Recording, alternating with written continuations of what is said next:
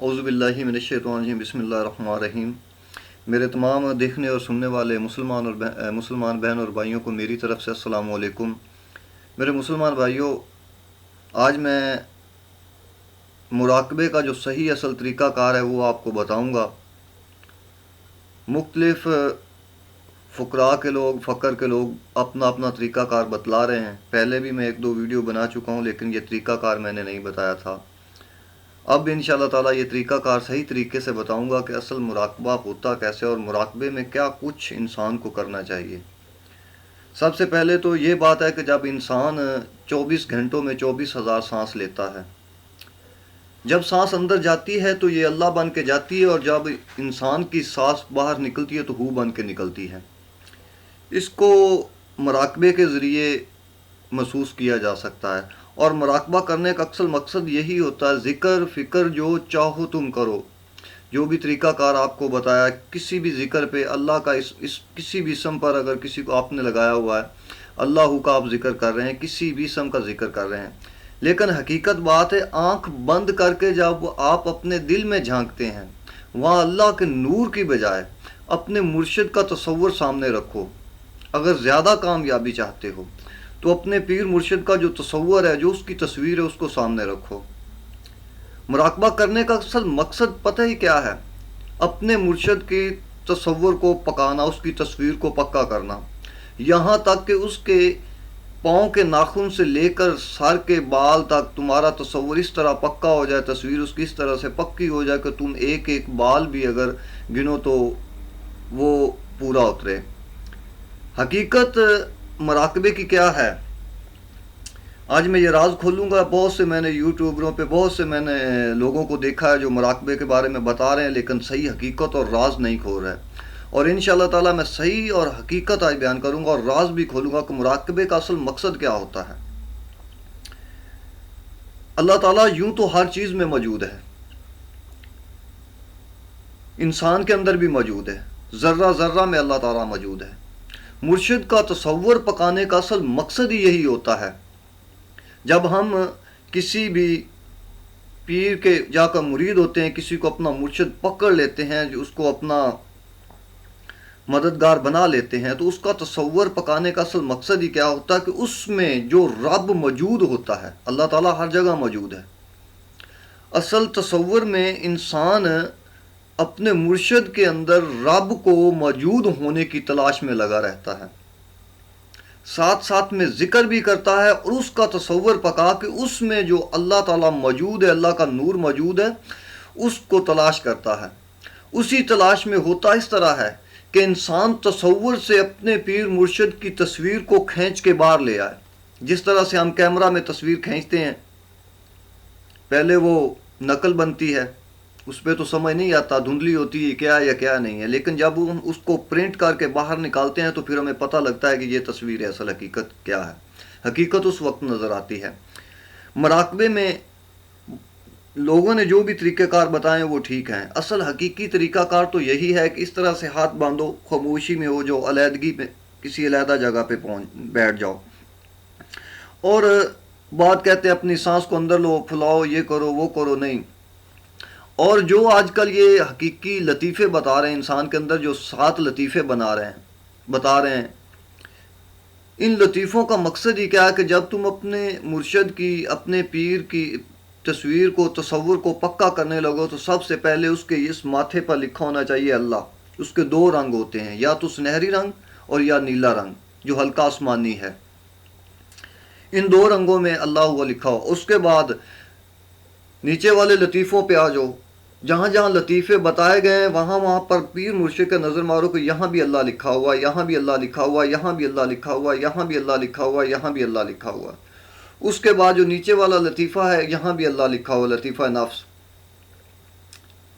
اپنے مرشد کا تصور سامنے رکھو، اس کی تصویر سامنے رکھو، اس کو پکاؤ۔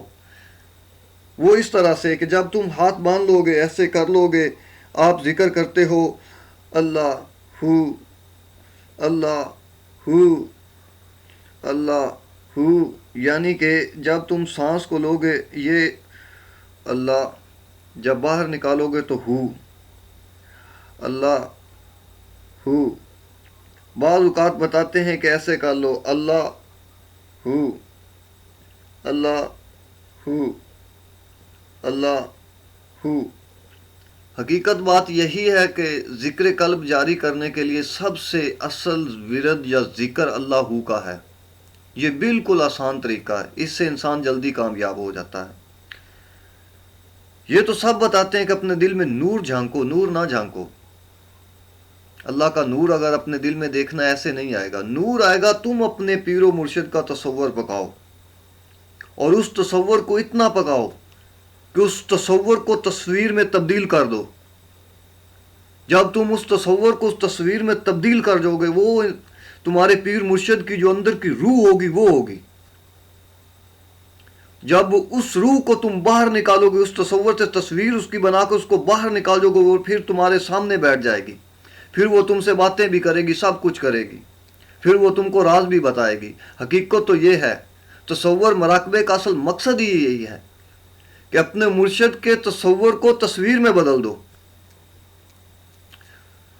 تمہارا مراقبہ اتنا پکا ہو جانا چاہیے، تمہارا تصور اتنا پکا ہو جانا چاہیے کہ اگر تم اس طرح سے دیوار میں بھی دیکھو تو وہاں بھی تمہیں تمہارے پیر و مرشد کی وہ تصویر نظر آئے، وہ رب کا موجود ہونا نظر آئے، ہر جگہ پھر وہ موجود ہونا تم کو نظر آئے گا۔ سب سے پہلے رب کا موجود ہونا تمہیں اپنے مرشد میں ڈھونڈنا ہوگا۔ اور کوئی بھی جو اس راہ پہ چل رہا ہے، یہ بالکل امپاسبل ہی نہیں ہے کہ وہ ذکر کرے اور اپنے مرشد کا ساتھ میں تصور نہ پکائے، کامیابی بالکل نہیں ملے گی۔ وہ اپنے اندر رب کو کبھی پا ہی نہیں سکتا۔ اگر اس نے اپنے اندر رب کو پانا ہے تو پھر ذکر اس رب کا کرے اور تصور اپنے پیر مرشد کا پکائے، پھر انشاءاللہ تعالیٰ کامیابی ملے گی۔ اس کے بغیر کوئی کامیابی نہیں، اور تصور پکانے سے بڑی کوئی عبادت نہیں ہے۔ سب سے بڑی عبادت یہی ہے، اپنے پیر مرشد کا تصور پکانا، اس میں رب کو، اس میں جو رب موجود ہے اس کو تلاش کرنا، اس تصور میں تلاش کرنا۔ اصل جو انسان کی روح ہے وہی تو انسان کے اندر اصل انسان ہے۔ جو انسان کی روح ہے، اصل حقیقی انسان تو وہ انسان کے اندر، اور وہی رب کے موجود ہونے کی علامت ہے کہ اللہ تعالیٰ انسان کے اندر موجود ہے۔ اور جب اللہ تعالیٰ انسان کے اندر موجود ہے تو ظاہری بات ہے وہ تمہارے پیر مرشد کے اندر بھی موجود ہے۔ اس کا تصور پکاؤ، اس میں اس کو تلاش کرو کہ یہ رب ہمارے پیر مرشد میں موجود ہے، ڈھونڈو اس میں سے۔ اور جب تم اس میں سے ڈھونڈو گے پھر تمہیں انشاءاللہ تعالیٰ رب ملے گا بھی، اور تم کامیاب بھی ٹھہرو گے۔ اس کے بغیر کوئی بات نہیں ہے۔ حقیقت یہی ہے کہ اپنے پیر مرشد کا تصور پکاؤ، اور تصور پکانے سے کوئی بڑی عبادت نہیں ہے۔ حقیقی عبادت ہی یہی ہے۔ اس کے تصور میں سے اس کی تصویر کو کھینچ کے باہر نکالو، پھر تو پتہ لگے گا نا، فقیری کا پتہ تو پھر چلے گا نا۔ ہیں کیمرہ تو سبھی لگا کے بیٹھے ہیں، فوٹو بھی کھینچ لیتے ہیں، نقل بھی تیار ہو جاتی ہے، یہاں تک تو سبھی پہنچ جاتے ہیں۔ پھر اس نقل کو اصل میں لاؤ نا، جیسے ہم تصویر پرنٹ کر کے باہر نکال لیتے ہیں، پھر وہ حقیقی تصویر ہمارے سامنے آ جاتی ہے۔ اصل حقیقت یہی ہے، مراقبے کا مقصد یہی ہے کہ آنکھ، دل اور ہر چیز کے کیمرے میں سب کو قید کرنا۔ کیمرہ تمہارے پاس ہے، تم سب کچھ کر رہے ہو، وہ ابھی تک نقل ہی تیار کر رہے ہو، لیکن اس نقل کو پرنٹ کر کے اصل حقیقت کو باہر نکالو میرے بھائی، تب کامیابی ملے گی۔ بندہ ناچیز کچھ بھی نہیں ہے، لیکن ایسے ایسے طریقہ کار بتاؤں گا جو حقیقی کامیاب ہیں اور حقیقی آپ کو حقیقت کی طرف لے کے جائیں گے، جن میں شک نہیں ہوگا۔ اس کے بعد اللہ کے نبی نے ذکر تو کوئی بھی کرو وہ بھی ٹھیک ہے، لا الہ کا کرو تو وہ تو پھر اللہ کا قلعہ ہے۔ اللہ تعالیٰ نے لا الہ کا ذکر فرمایا کہ اللہ تعالیٰ فرماتا ہے کہ یہ میرا قلعہ ہے۔ جس طرح سے زمین آسمان، جس طرح سے اللہ تعالیٰ نے کہا نا کہ میں نے برج اور قلعے بنائے ہیں، لا الہ کا ذکر سب سے افضل، اللہ کے نبی نے فرمایا کہ سب سے افضل ذکر لا الہ ہے۔